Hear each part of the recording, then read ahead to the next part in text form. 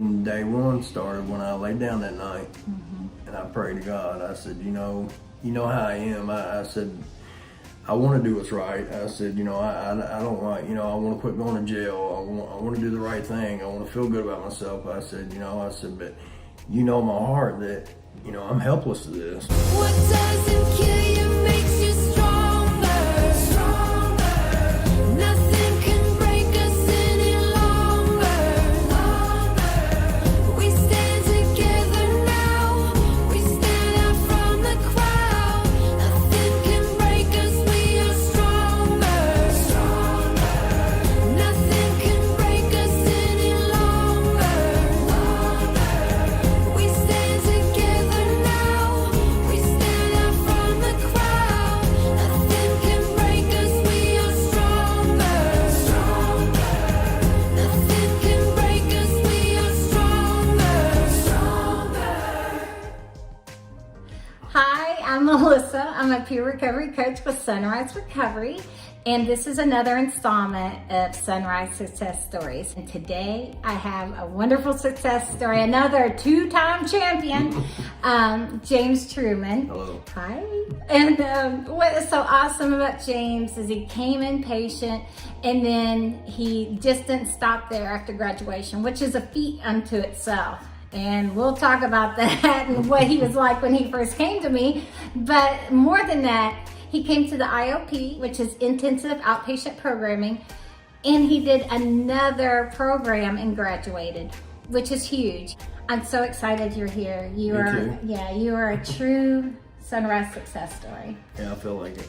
You do? Yeah, Have you ever had this kind of success with things in life? never. Only getting high. Getting high. You're successful at getting high, That was right? the only thing I was good at. Yeah.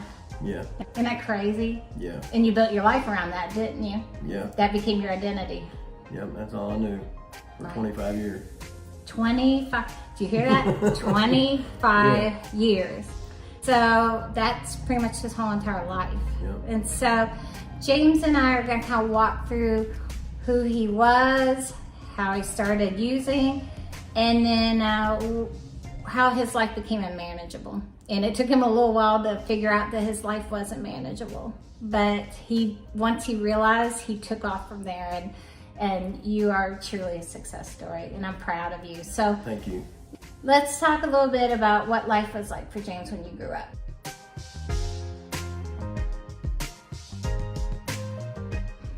I come up from the perfect family, no drugs, no alcohol. I couldn't ask for better parents or a better environment. And you grew up locally, Yeah, in Charlestown, and so small town. yeah, I never, my mom and dad, they worked hard. They always taught me the right thing, taught me about God, and they always did right, and and how I went wrong, it just blows my mind. So how did you go wrong? I had a kid when I was young, and I quit school to go to work, and I basically went to work one day and come back home from work completely addicted. Strong. Really? Yeah. It hit you that fast? I didn't know that I had addictive personality. I was a kid who never done anything. Right. And I went to work with some older guys, and I started getting high with them, and it seems like yesterday that happened. How old were you? I was 15 and a half. 15. So you quit school at 15? Yeah.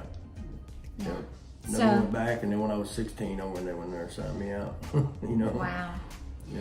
And so how did you feel? Were you scared, or did you just kind of still No. not recognize what was happening? No, I loved it. Oh, you loved it? Immediately. I loved it. And, it's crazy. I immediately loved it. I didn't know that I had an addictive personality, and it ain't like going to a party and smoking a joint one time, you know what I'm saying? Right. Immediately, that was it, and I never looked back. What did you try that first time? Meth. Meth. Yep. So it hooked you. That was it. I knew what I was gonna do for the rest of my life. Really? Yeah.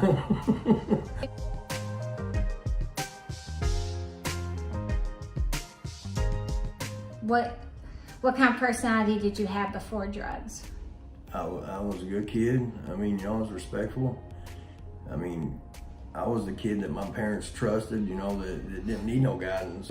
I was just fine. I had a kid early, but other than that, I didn't, I was the one who wasn't doing anything. Right. You know, and I was always a good kid and a good person, but until that time, you know, it hit me like a ton of bricks. You've talked to me about how your personality was pretty explosive. When did all that start happening?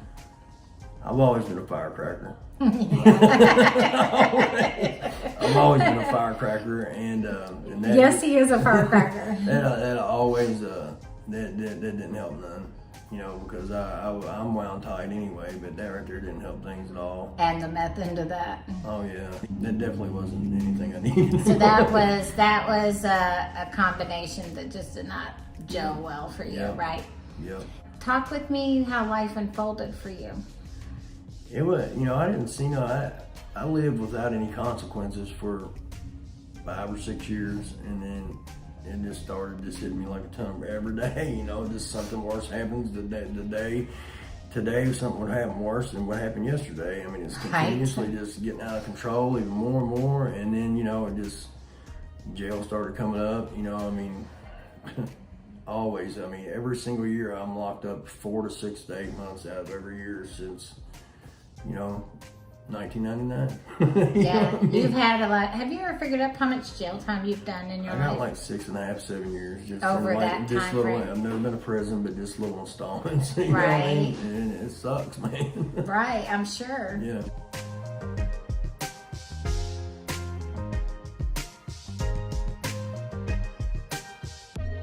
And so you get that mentality, and you have to be tough too. I was so not tough. I used to think I was the toughest person. I was gonna say you thought you were, and you I'm tried to telling project and that. Now that I know I'm not tough. I mean, I'm not tough at all. You know, they're just. But you thought you were, Oh, right? I was the baddest person alive. Yeah, I and was- we've talked about that. You weren't afraid to No. have weapons in your hands, and I never was afraid. You Yeah. know, and now, I mean, I think about things more clearly. You know, I'm fearful of everything. Are you? Yeah. Oh. I'm definitely not tough, you know. I'm not.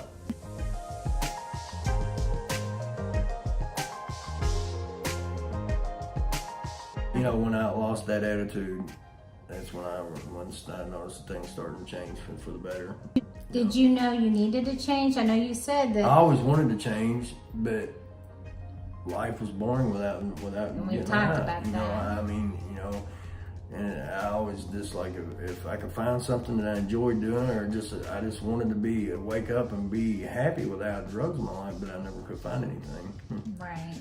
So And when you and I've talked about life kept piling on, all the stuff from all the troubles that you had, that you said you felt like it would take forever to get your life pieced back I together. felt impossible. So why quit getting high? Because I can never fix everything, you know. Right. But Why try, right? yeah. We see that a lot. A lot of folks come in and think that life can't come back together, but his life did, and other people's do. But you really have to embrace that and do the hard work. It just didn't happen. No. It didn't just happen. It's still not just happening. You still have stuff, but Right. the difference is you're trying, and it seems like life is coming together so nicely that way for you. Yeah, my life couldn't be better right now.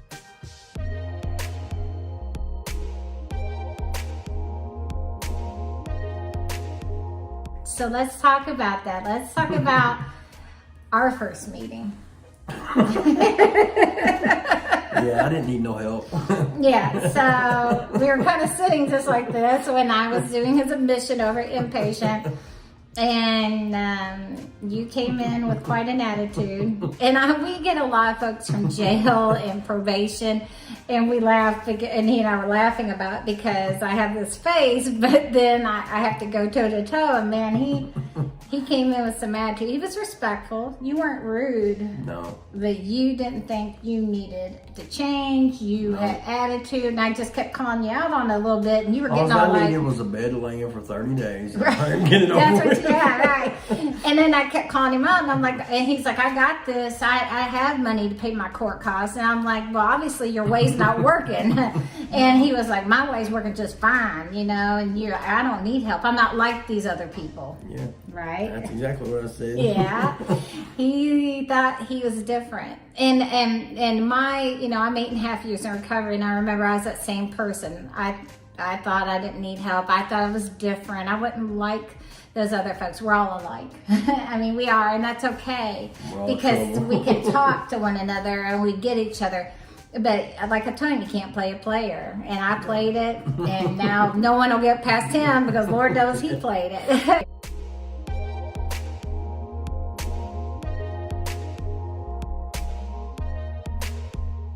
What was your thought sitting there? Had you done rehab before?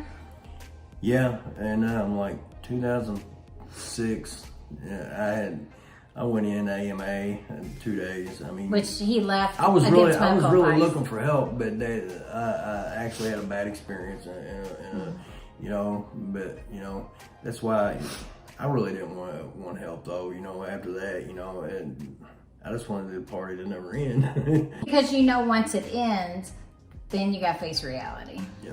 And your reality your life had become unmanageable. Oh yeah, I mean, since day one, my life was unmanageable because I did nothing but just go the wrong direction, 100 mile an hour.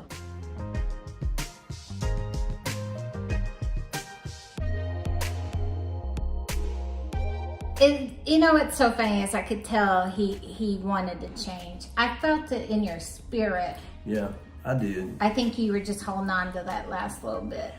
Well, I mean, I felt impossible because I just knew that life sucked to me without getting high. Right. You know, it really did. I mean, you know. And he sat there and told me, I love getting high. No, I mean, usually I'll get a song and dance from people that I'm ready to quit. And he's like, I love it. And then day one started when I laid down that night, and I prayed to God. I said, you know how I am. I said, I want to do what's right. I said, you know, I don't want, you know, I want to quit going to jail. I want to do the right thing. I want to feel good about myself. I said, but you know, my heart that, you know, I'm helpless to this, you know, and it still sucked for about 2 or 3 days. Really. Aisha talked to us in a class, and something inspired me, man. And then after that, you know, something changed. It did change. He had a true visual transformation. That prideful ego was gone, and this willing spirit. And don't get me wrong, I mean, he still has these little swagger going on. He didn't have to change that. But his spirit, his intent, he was going to class wanting to learn. He was actively participating. But even at that, you know, I wondered when you got out, were you going to get pulled back into the street and I was go? fearful of that because it's like when you get out of jail, you know, when you walk out, now you can make your own choices, and that's a controlled environment, you know, and Right. everybody else is in charge of me. The bubble. And I cried like a baby. When I left. wasn't going to out him. I wasn't going to out him. I did When cry like a James- baby when I left Sunrise. I did because I liked it there. I knew that, you know, but I was fearful but I knew that day when I got home, or the next day, I knew that something was different. I knew that it was just erased out of my memory. Right. I just the will to the want to use drugs was just gone. I mean, That's amazing. It really was. And it's been like that ever since. And I had sort of that same thing in my recovery, but what I tell him is we can have that, but if we don't do the work it takes to get and stay sober, it'll fall apart when life hits you, and life hits you hard. Like I always tell people, life is still going on outside those doors, you know, of inpatient. The world hasn't changed, and you've got to change yourself and be able to stand strong no matter what, and that's what you did. And then you came to IOP, and you did the thing to help kind of wrap that security around you, to make it harder to go back out in that world.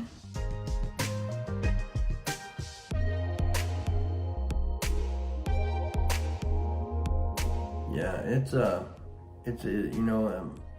work in progress. You know, you got Right. you know, it took me 25 years to get here. I'm not gonna fix it in 6 months. Right. You know But what I mean? talk about how life started coming together for you within 2 months. You thought it was going to take 2 years, and you said, here I am Yeah. 2 months, and life's gotten better. I started praying the night I went to rehab, And I said, God, I said, you know, when I get out here, I need to get my own place.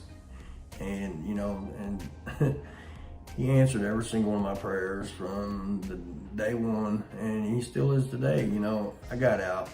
My unemployment came through perfectly. I mean, and the thing about is, you know, I had background. I can't get an apartment. I prayed about an apartment. Boom, he comes through. I get an apartment.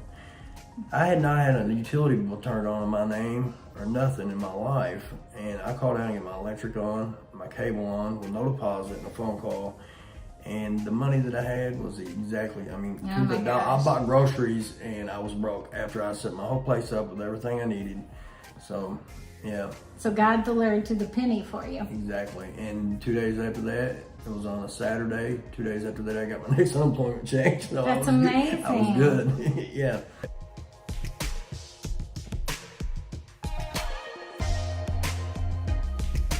But I've always known God was real, and I mean, but you know, but He knows my heart, and He knows that I'm 100%. You know, for the first time in my life, I give it 100% to try to do the right thing.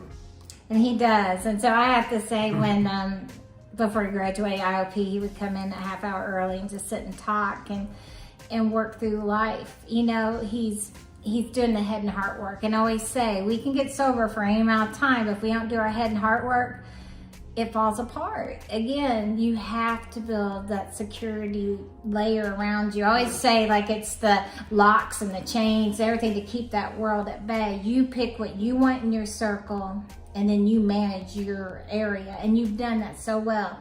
You've set boundaries where you needed boundaries. You've opened your heart where you needed to open your heart. Yep. And you have softened. Yeah, definitely. I'm definitely weak now, or a wimp now. But you're not. Actually, No, that I makes know. you stronger. Yeah. I see you so much stronger than you were. Oh, definitely. Yeah. You know, I mean, I know that every day, tomorrow might bring something new, but I mean, I don't ever see myself going back out. I don't. I mean, it feels good to be a good person. It feels good for someone to say something good about you. And, you know, it just, it's so much better this way. It's so much easier, too. You know? I always thought, like, paying my rent and stuff was, like, I don't know how Yeah, they do it. chasing dope is where it's hard. And wondering, you know, what trouble you're going to get in, what you got to get out of, spending time in jail, missing holidays, not building relationships.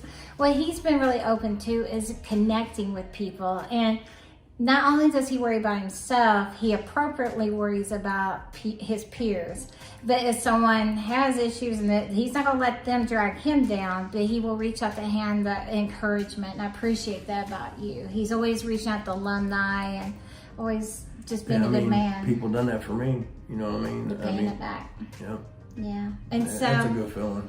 so what's been the best part of sobriety for you? I mean, we've talked about a lot of things, but if you had to just give that hope shot to somebody, what is it that... The best part? Everything. Right. Everything. You're For right. real, your freedom. I mean, I can it just everything. That pressure's gone. I don't worry about nothing. All I worry about is just being able to healthy enough to work and just pay my bills and nothing more. I mean, that's all I care about in life. Right. You know, and just that. Never go back to jail again. Right. That's my number Well, one but goal. you know what's going to happen, because his goals are the GED, which I know you're going to do, and he wants to be a peer coach. And so where God's always crazy like that, and you know, he always turns it around as you will go to jail at some point and tell that story. I can handle that. Right, and come back out. Yeah, I can handle that.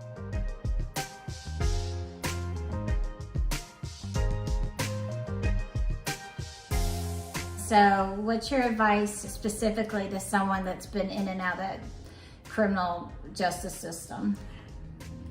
It's not impossible. You gotta trust the process, but you know, that you think because you screwed up your whole life over and over that it's gonna take you the rest of your life to fix it. But I promise if you give it 110%, you will get back 110%. And I promise that you can't just get a job and stay out of jail and then think you can get high on the weekends. Right. You can't do that. That's what I One always foot do. in one and one foot in Right. the other. I mean, it's just the way it is. If you give 100%, I promise you will see a better life. Have you noticed people are willing to give grace in ways that you never thought? Like, you know, we feel like the world's going to judge us because of our past. It seems I used like. to think everybody was like me, then I realized I'd only surrounded my people with who did drugs. Right.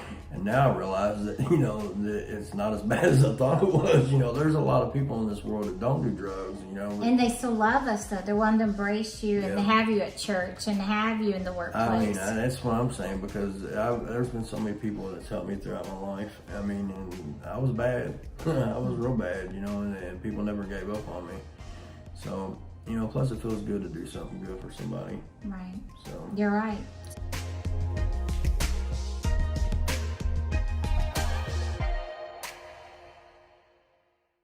Talk to me about Sunrise. What's it meant to you?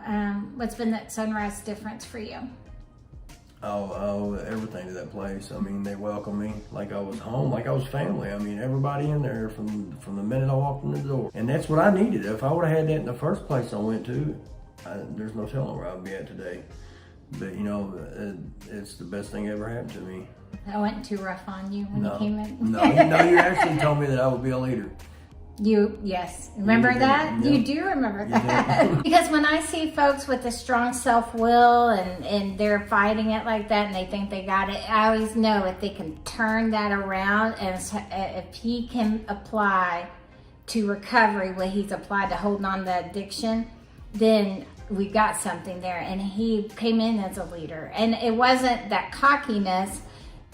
It was just his vision. He knew he needed something different and he could articulate it, wasn't ready to give it up, but I could just hear in him this vision. He knows what needs to be done and he felt in control, like he can, if he wants it done, he can get it done, if not. But I felt like if he could just grasp that recovery, there was no stopping him, and to be a leader, because when someone has been in that system, he knows how to speak to other people in ways that even I can't. I can talk to addiction, but you can only talk to what you know. He has been there and done it. And I knew if he could flip it around and find his answer, then he's going to be a powerful force. And you are a leader. So what are you going to do with that? You know, just anyway, it feels good to do positive things to any way that, you know, that you can help someone. And, you know, and that's what I want to do. I want to be a peer coach, you know, because I feel like I can relate to anything that anyone else is going through, because I've been through a lot. You know? Yeah. I mean, by choice, you know, but, you know, and I feel like, you know, I could do more good in that area than anywhere else in the world, probably. So that's my next goal. It's amazing how God makes beauty from the ashes, and takes our greatest shame and pain. And I love that you are trusting in your higher power to do that, you know. Any final words? Just thank you and everyone over at Sunrise for love everything. you. I love you too. We do. Y'all are my family. We are your family. Yep. So there you have it. I mean, it's a Sunrise success. And so if you see him out asking questions, he's ready to help. And I know that the community is going to support you when you're ready to do your peer coaching and everything else. Thank you. I appreciate it. We're proud of you. Thank you. Bye. What does